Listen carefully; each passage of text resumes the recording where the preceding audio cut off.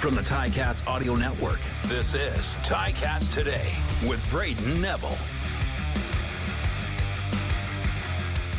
On today's episode, Levi Mitchell speaks about making his return to the field. James Butler talks about being the first 1,000-yard rusher for the Ticats since 2010. Matthew Shiltz breaks down his big game. Coach O talks about the big victory over the weekend and looking ahead to BC. And Coach Sal joins the show to break down the Ticats' victory over Saskatchewan. It's Tuesday, October 10th, 2023, and you're listening to Ticats Today.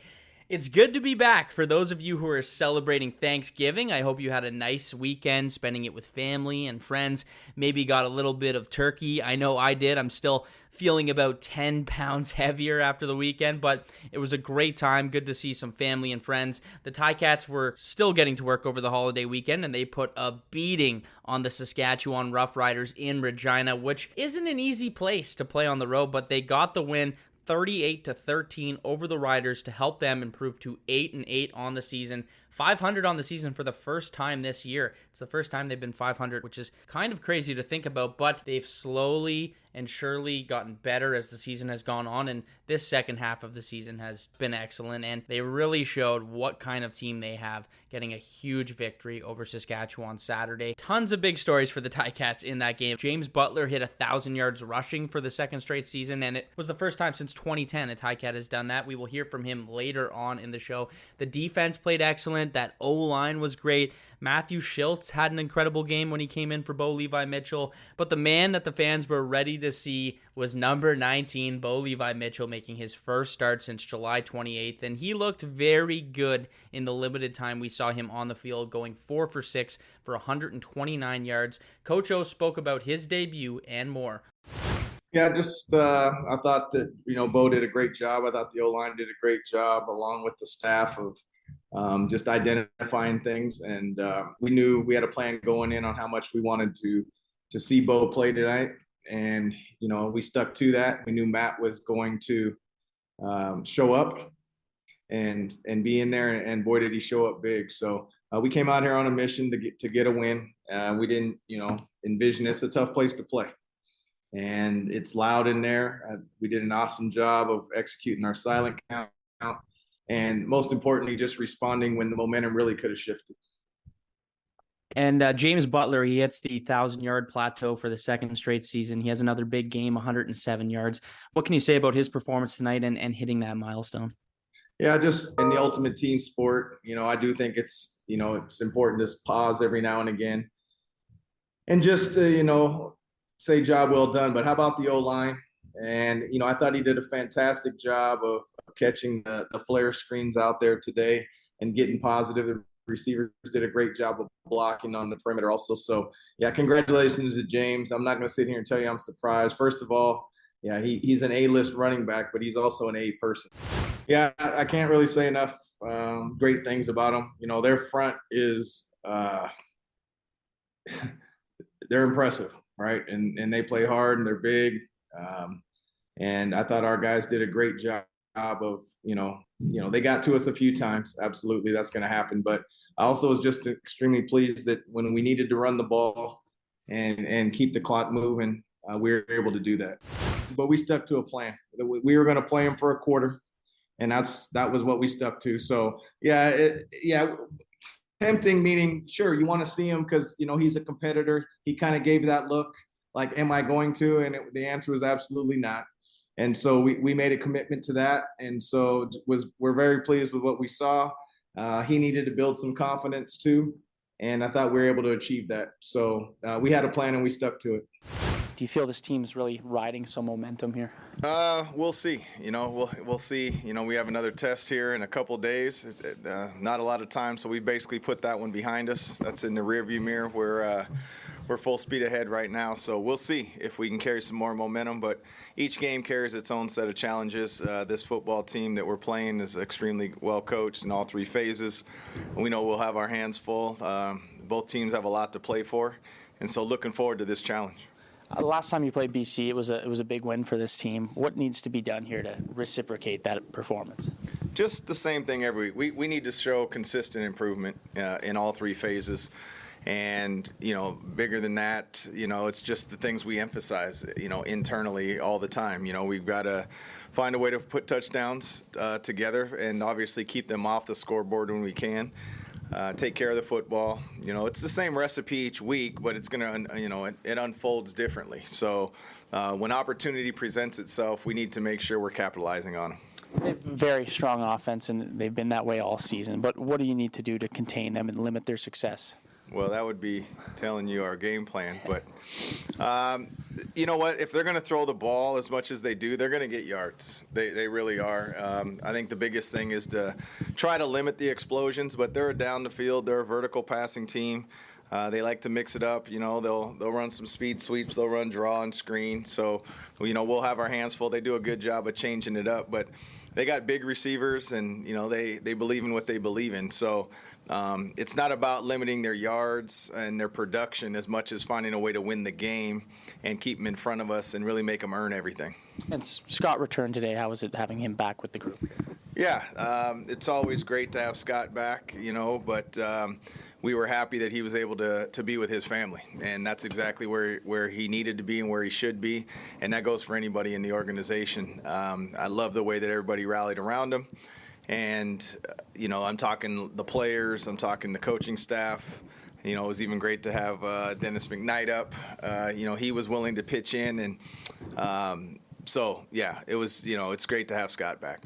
That was Coach O. Bo Levi Mitchell played that one quarter, an excellent quarter. I mean, he was on pace for close to 500 yards had he continued the game. I don't know if he would have gotten that, but that was the pace he was kind of getting at. And having not played since July 28th when he suffered that lower fracture to his leg, we didn't really know when we would see him back, if it was a possibility he would return in the season. And it's not an easy injury for a quarterback or for anyone to come back from. But for him to come back, have that first quarter, play the way he did, it was great to see. And fans are excited to see more from Bo Levi Mitchell. Potentially his first home game this weekend. We're not really sure yet who's going to play in that game, but it would be very interesting to see if he can get in that first home game in front of the home fans and really get that Ticats experience starting at QB this Friday night. And if you could remember way back to when that injury happened, it was on the 28th of July, the second last play of the game. The Ticats were about to win,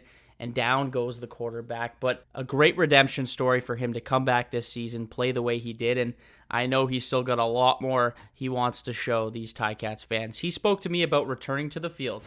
Yeah, man, feeling great. Felt good to get out there, build some confidence. Hard not to build confidence behind that O-line tonight.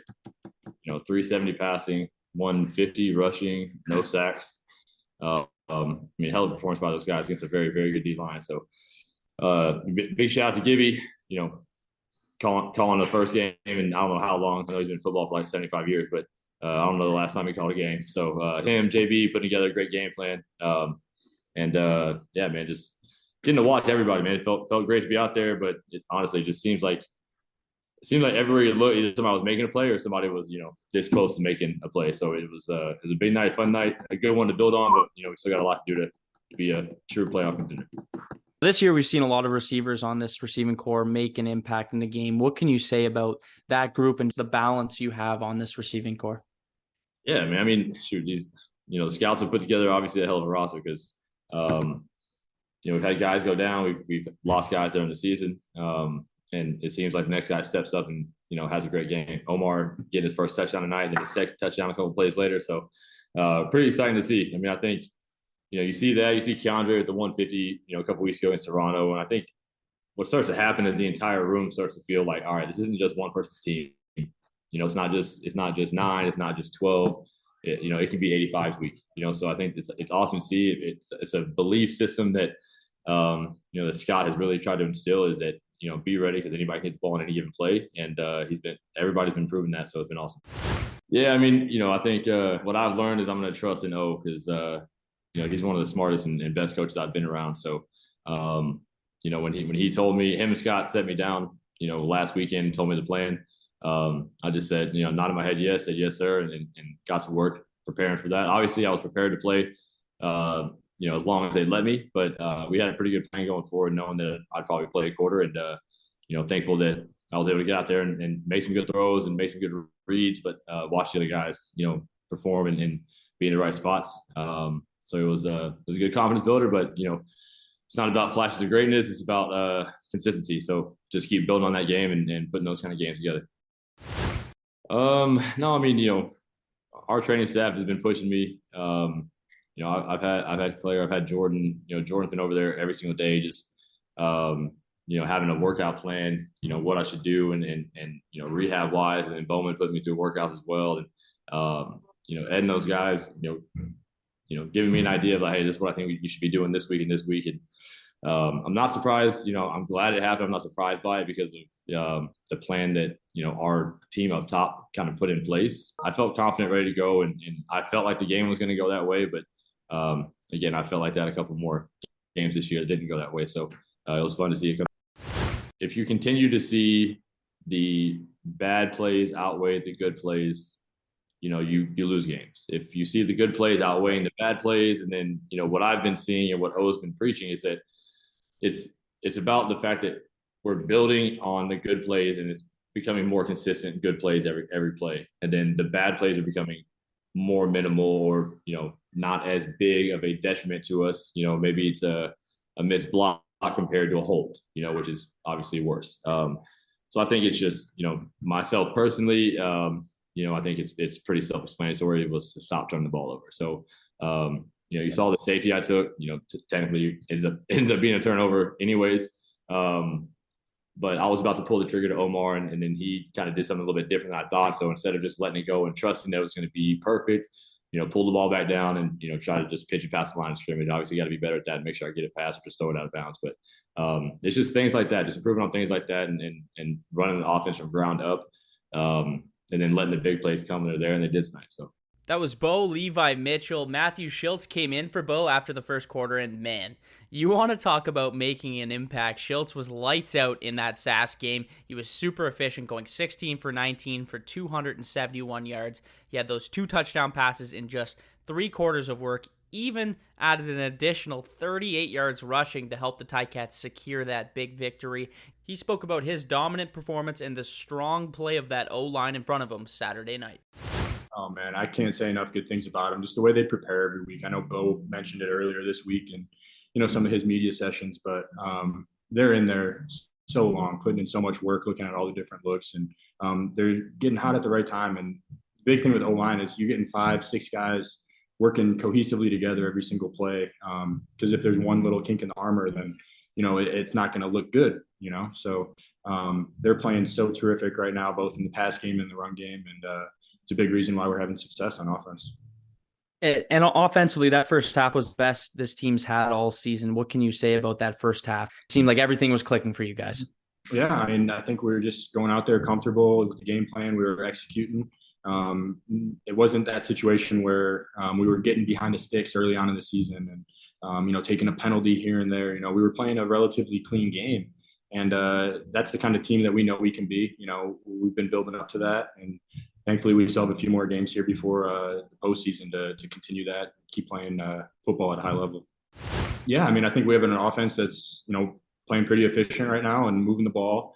And, we're able to put some points on the field. And our defense is also making plays, and special teams is putting us in great situations. So I think it's more so – it's not necessarily what does the offense necessarily have, but it's what this whole team is doing right now that is pretty special. And I think we're all feeding off each other. We're playing complementary football. And, we're finding a way to win the game. And, tonight felt good to show the league, kind of who we are and what we can do as a team. That's what we've been building up for. So it just feels great. I'm just so proud of everybody. That was Matthew Shiltz. All week we were talking about James Butler, how he's approaching this huge milestone of rushing for 1,000 yards, making it the 2nd straight season he's done that. So although it's a new feat to us here in Hamilton because we haven't seen it since 2010, it's nothing new to James Butler. But not only did James Butler smash the number of 58 yards needed, he also finished the game with 107 rushing yards and 77 receiving yards. I mean, at this point, should we really be surprised when JB has a big game? It's almost expected at this point, which is scary for the opposing defenses around the league. But Butler spoke today about reaching the milestone and more. I feel good. I'm excited about it. It feels a little bittersweet, but it definitely feels good. Another post my mom can put on Facebook, so that's always good. That O-line has been playing lights out for the last several games, but what can you say about them and helping your success?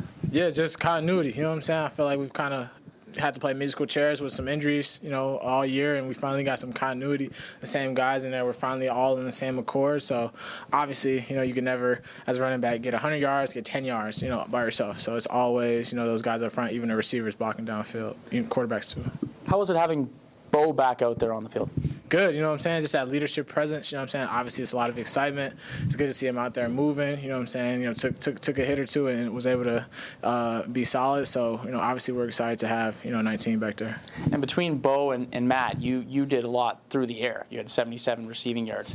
What was different in that game that made you able to be so successful catching the ball as well? Man, them throwing it to me, you know what I'm saying? So sometimes I just get caught up, back there protecting for all the great receivers we have. So, just getting those opportunities and trying to take advantage. And when you were approaching the milestone, the 1,000 yards, was it kind of in your mind? You knew how many yards you were away? So it's crazy. I knew how many yards I needed, but I didn't want to think about it like during the game. But Tim made sure I knew coming out of halftime, hey, 4 yards. You need 4 yards. And I was like, all right, for sure. And what's funny is, like, it was a screen, and I don't think Terry knew it was a screen, but it was a long run, so he thought I got it. So he was all excited. I was like, Terry, it's a pass. Like, you know what I'm saying? I still got 4 more yards. He was like, oh, my bad. So honestly, the guys wanted a little bit more than me, so I love that. You know what I'm saying? I'm really enjoy that about this team. You mentioned to me earlier that you set bigger goals out for yourself this season, and I'm not sure if you've reached those goals or not, but how do you close out this season with a bang and try and reach those goals that you've set out for yourself? Just continuing to execute, try my best to be the consistency factor, honestly, to do my best to be like Rev.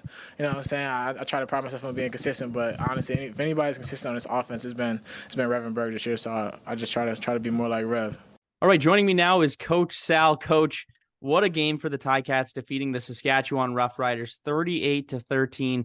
The biggest story, I think, to come out of this game, Levi Mitchell returns. He goes 4 for 6 with 129 yards and 1 touchdown. Obviously a small sample size, but he looked very, very good in the little time he had. What did you think of Bo's performance? Well, I thought Bo looked like he had good arm strength. That was something I was questioning in the beginning, whether or not in the early games that he played, whether his arm strength was there. But you could see it in that ball game, the great throw he made down the middle to White, and then later the touchdown to Bayless. It showed me that he had that good arm strength, and he was very accurate with the ball. Now, pocket presence, his line gave him great pocket presence. The 2 points he gave up, in the end zone, Bo's not going to run. Yep. So the fact is that if we're going to play Bo, we have to do what we did up front, and that's have a good offensive line. Yeah, and we'll get to the line in a minute because they were spectacular. But Matthew Shiltz, he comes in after Bo and possibly, I believe, has one of the best performances of the season for him, going 16 for 19, 271 yards, 2 touchdowns. He did have that pick on that one play, but I thought he played excellent. What did you think of him? You've got to realize that Matthew is a guy who can either come off the bench or can start for you. Quarterbacks are not a dime a dozen. It's very tough to find good quarterbacks with solid mental outlook on the game. Matt has that. And so when he came into the game, he performed like a starter. And with that in mind, the offense was very balanced. It was very productive. It was very balanced. Overall, you got 400 yards of offense. You had 20 or 25 passing, and Butler ran 25 times in the game. Yeah. So that's super balanced to have in the game.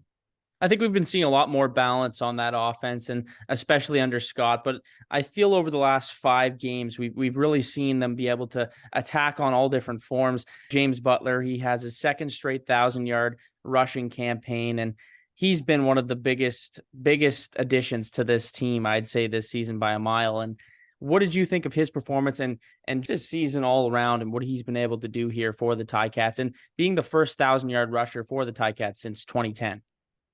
Well, a lot of what Butler does is because of his strength in his lower body.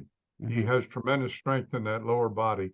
You need a tailback who can stay in a ball game, who can go 18 games in a season. And Butler's that kind of a guy. I thought in this particular game, he was very effective on the outside with those little swing passes that were basically screen throws to the outside.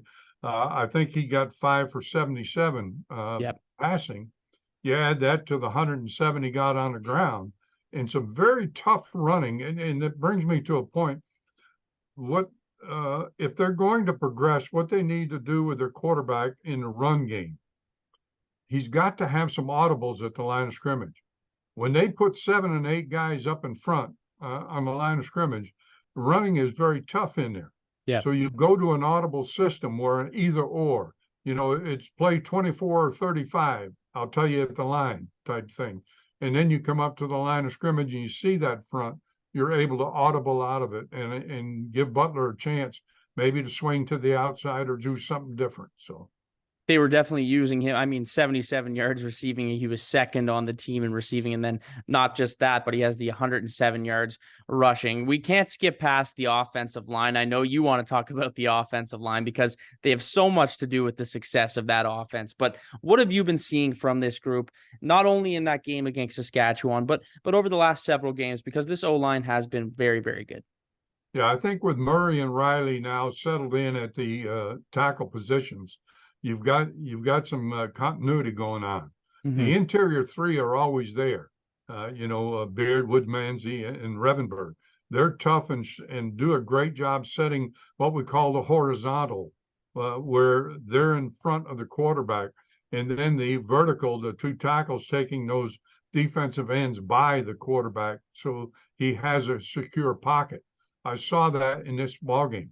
I also saw we had one hold and we had one procedure call where Murray didn't get on the line of scrimmage. His helmet didn't mesh with the center's numbers. So that was a call. But if your offensive line can pass block 25, 30 times a game and give up only a sack maybe, or maybe 2 pressures, something like that, now you've got something going. And then you get into the run game. And I think this is what made the line so much better this last couple of weeks. We're running the ball, and that gives them the opportunity to come off that ball and knock somebody back. And when you do that, then your pass blocking gets a lot better. It's a lot easier. Yeah, last week the offensive line was one of the most efficient in the CFL, according to the PFF, if not the most efficient. And I believe we'll probably see that again this week when those rankings come out. Let's switch to the defense. They were really able to disrupt that Saskatchewan offense. They were able to get Dalagala off his game. What did you see from that group? Well, I thought the defense, number one, Brayden, played with great energy. That was the best energetic group that I saw out there. And Leonard and Sutherland at the corners were exceptional, coming up, making tackles when they tried to screen the ball or give that quick pass to the outside. I thought Katsantonis played super well in the middle, and the game plan was to keep everything in front of them. And they did that throughout the ball game. I don't know, Dolagala, I can't tell you what his longest pass was, but I can tell you this: you're under 10 yards per pass in a ball game, your defense is doing a great job. I thought Simone Lawrence had one of his better ball games. He had 2 sacks. He had a strip of the quarterback, which caused a fumble in the ball game. I thought Thurman played exceptional on the outside tackle that he made on that goal line or short yardage situation. So overall, the defense really played, as I said, with great energy in one of their best football games. Simone Lawrence, you mentioned him. He continues to impress. He had 5 tackles. He has 2 sacks. I mean, coming from last season where he has all those injury issues and then going into this season and having the year he has, how important is it for that defense? Well, he's the senior man. He's the leader. He's the guy that's been there the longest, and consequently, everyone follows him. Now, how much he does in the film room and how much he does talking to the younger players and coordinating everything. I think Simone is probably should be recognized as the best will linebacker in the league. And looking ahead now, they play BC. What do you think about this matchup? We're getting to that point where we need a loss from Montreal eventually here. Hopefully this next game, that loss comes. But what do you think heading into this matchup the Ticats need to do? Well, I'll say this to you. Never count on someone else. Mm-hmm. Never count on Montreal having to lose a ball game. Go out and win your ball game. Let the other guys worry about the other stuff. And having said that, the game yesterday with Montreal didn't show me a whole lot of energy in that ball game. That was as sluggish a ball game as I've seen from them, both sides of the ball. So, with that in mind, you're looking at Hamilton going straight up in their preparation for things and their play, and you're seeing Montreal either level out or maybe even drop a little. So this game against BC Friday night is going to be a good, solid game for Hamilton. And I'm almost glad that we only have 2 days to get ready. Yeah. I'm almost glad, because at this time of year, you don't need to work those guys on the field nearly as hard as you do in the beginning of a year. This was a big emotional win in Saskatchewan. This kind of gives them a little bit of a break, a little bit of a rest from the field. As long as they do their work in the classroom, they'll be ready to play BC.